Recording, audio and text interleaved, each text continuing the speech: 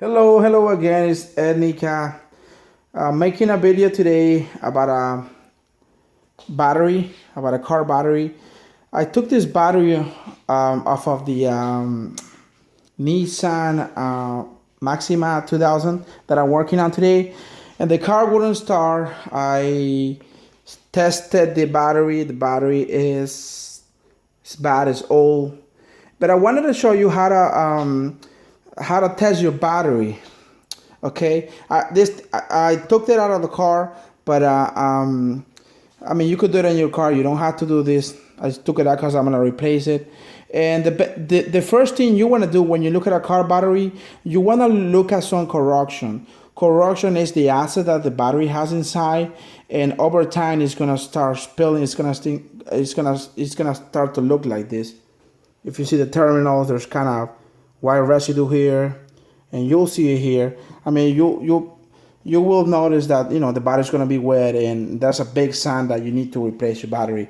Another thing too, every battery manufacturer have actually put stickers on every battery, and if you guys look at it, it looks kind of like a round sticker, and that's the production date when they made the battery.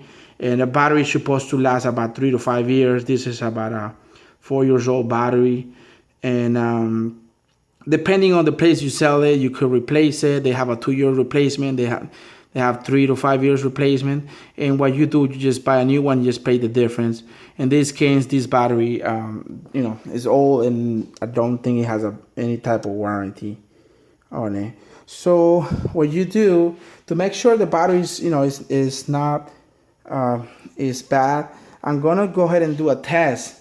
And if you do have a multimeter, which it looks kind of like this, it's very helpful because it lets you test the voltages on the battery.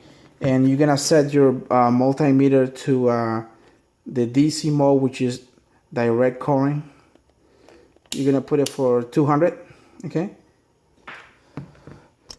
And you're gonna get the negative terminal cable and put it on the negative. Okay, and you get the the positive and just put it on the positive.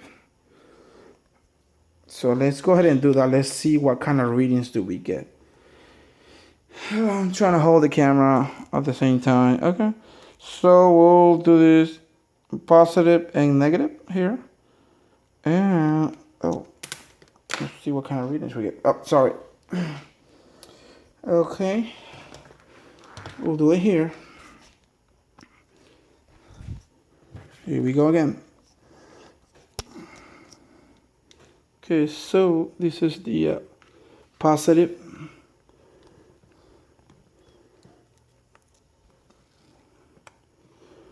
And can't hold the camera.